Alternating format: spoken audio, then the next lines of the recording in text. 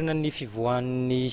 vonjimaiky tao anatin'ny voka-pifidianana fiodinana voalohany tao anatin'ny fifidianana filoham-pirenena manana ny ambarana ny mpikambana eo anivon'ny congrès tetezamita Andriamatoa Benja Urbain Andriatsizahena ny tenany ihany koa dia mpikambana ao anatin'ny antoko malagasy miara-miainga nanohana ny candidat azo andrenana Arvelo. Miarabanao Andriamatoa Benja Urbain Andriatsizahena tonga eto amin'ny plateau ny MATV. Andrasan'ny maro avy amin'ny MMM VPM moa izay nanolotra ny candidat azo andrenana Arvelo, candidat izay nitana ny larana fahatelo tamin'ny fidiana voalohany ny fifidianana filoham-pirenena ny fanehoan-kevitrareo manoloana inivaly ny fifidianana vonjimaika izay navoaka ny seniteo maliny. Miaraba aloha zahay ny vahoaka malagasy rehetra izay nanatotosany adidiny, indrindra ireo izay nifidy ny candidat nitaonanay Andriamatoa ajo andrenana Arvelo. Marina fa nivoaka maly ny vokatra tsy ofisialy, andrasana zany ny vokatra ofisialy izay avy any amin'ny CES, ny MMM VPM zany hoe vondrona politika miaradisy ny malagasy miara-miainga dia afa-po tanteraka tamin'ny safidin'ireo malagasy ny antefa tany amin'ny président Iadjo, satria ireny no midika fa safidy madio ary vokatry ny foniny malagasy nametraka ny fitokisana taminy, zay zany mahatonga anay hoe isorana eram-po eran-tsaina ireo nametraka ny fitokisana tamin'ny président Iadjo ary miandry zany zahay ny vokatra ofisialy avoaka ny CES. Makasika kosa ireo fitarainana sy fitoriana tonga teny anivon'ny CES makasika ny olana hitan'izy ireo nandritra ny fifidianana, inona no mety azonareo ambara ary eo ihany koa moa indrindra ny fitoriana mitaky ny anesorana nanafonana mihitsy aza ny isam-bato ny candidat Rajaonarimampianina, inona no mety azonareo lazaina makasika izay? Marina tokoa fa betsaka ny malagasy mpifidy manana zony fidy no natsikaritra zavatra tsy nety tamin'ny fifidianana izay nataontsika tamin'ny 25 oktobra lasa teo, ary na ny olon-tsotra aza mahatsapa fa hoe misy ny tsy fanaran-dalàna nataon'ny candidat. Ary indrindraindrindra moa ho anay mpanao politika dia mahatsapa an'izany zahay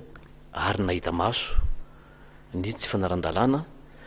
dia miandry ny vahoaka malagasy, miandry satria matoa napetraka ny fitsarana manokana. Za moa dia ao anatin'ny anteny miaram-pirenena zany hoe congrès tetezamita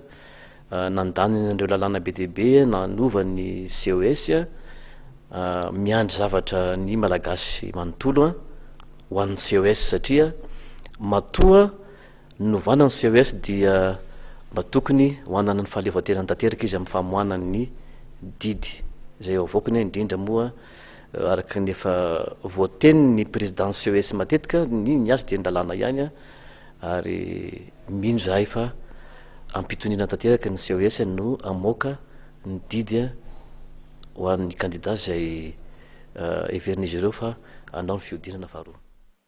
Asokajiana hoe fahatelo eto firenena ny MMM VPM amin'izao fotoan'izao, indrindra fitaoriana ireny voka-pifidianana vonjimaika navoaka ny CNT ireny.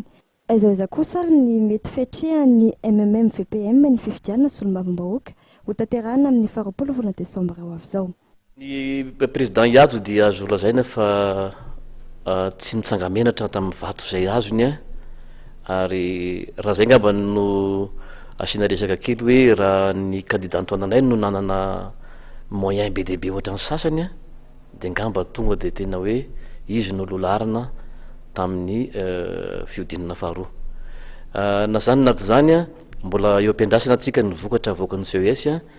dia mitohy foana ny fanomanana. Ny MMM VPM dia manana candidat be dia be ary vonona ny atrika ny fifidianana solombavam-bahoaka. Io zany dia efa mipetrapetraka ny paikady rehetra, ary mino zahay fa io vato azon'ny président Iadjo io dia mbola hita taratra any amin'ny anteny miaram-pirenena amin'ny fahazahoanay ny maro anisy eo anivon'io andrim-panjakana mpanao lalàna io, ary zay ngamba no ahafantarana vahoaka fa hoe tena tokony ho izy ny zavatra nataony, ary vato madio araka ny fitaken'ny malagasy vokatry ny programme nasan'ny président Iadjo, fa tsy hoe nitambazana vola na nitambazana zavatra hafa ny vahoaka fa tena nifidy ampilaminana ary ampitoniana ny président izay nitoananay dia Ajo andrenana Arvelo.